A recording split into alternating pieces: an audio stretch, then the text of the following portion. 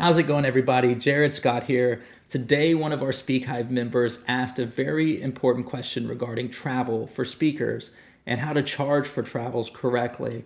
He's in the education space, but I think that this answer that I'm about to give will help any speaker in any space, so that's why I made this video. I'm going to give you the top 3 ways that speakers charge for travel, and then I'm going to put the way that I charge last. And I'm going to give you a pro and con for each one from my perspective. Keep in mind, this is subjective. So you may do something else that works for you. Keep doing it if it's working. If it ain't broke, don't fix it, right? So the first way is speaker fee plus a flat rate of travel. The pro here is that it's simple, it's easy. You don't got to do all this math. If you charge $1,500, you charge $1,500. The pro is sometimes you can use flight points or credit card points or get cheaper flights and get deals and make a little bit of money. The con is sometimes you're going to lose some money. Sometimes you have a last minute gig that's in the next month or two. You look up flights after you get off the call that you agree to the flat rate, and the flight alone's $1,000. You know, that does happen, and sometimes you're going to have to eat some of that cost. The pro is sometimes you make some money and it's simple. The con is sometimes you lose some money and you could have charged more. The next one is speaker fee plus reimbursement for travel expenses. The pro here is that you get exactly what you spent back. The con is you got to ask people to pay you twice now.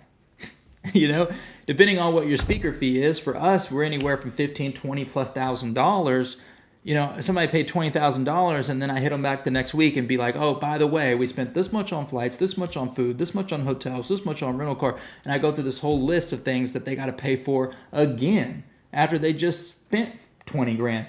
So I don't like that one. We don't use that one. The con is that you have to ask people for money more than once. Don't like that. The next one is the one that I use, and it's just I got this fee. This is what I charge, and travel is included. It covers everything. The reason why I do this one is because we don't even have set prices for our keynotes and for our programs. And the reason why is because every single client is different. They have different needs. They want different things.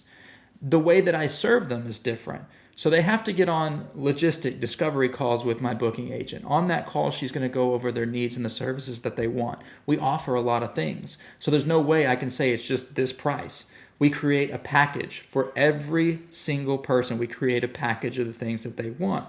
And so the price is always going to be different. But this allows us to create proposals after our discovery calls. And in that proposal and in that time between the discovery call and the proposal creation, we are doing the research of the travel, how much it's going to cost. We know we're going to cover our travel costs, and we bake that into the offer. So that way when they see the number and they're like, okay, $20,000, we're getting keynotes, leadership breakouts, we're getting all this stuff, bracelets and all of our gear and our merch and stuff. And they're like, okay, but how much is travel going to be? Like, oh, no, that includes travel. And I've just seen the amount of times that the prospect, the client was like, whew, thank God, you know, because they saw the number and the number was big, but they know they're getting a lot. And in their mind, they're thinking, this is what I got to pay. And then travel is going to be a lot too, because we travel with videographers, other speakers, we're bringing multiple people. So in their mind, they were like, this is going to be, you know, another $5,000, $6,000, $7,000. And so when you tell them that travel is baked in, it's just a relief. And then it just feels like so much more value was added into that bundle, into that offer. And it seems to work for us. The pro there is that they don't have to think about travel at all.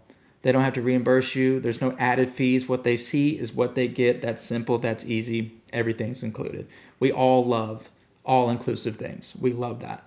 And then the con would be that it's a little bit more work for you.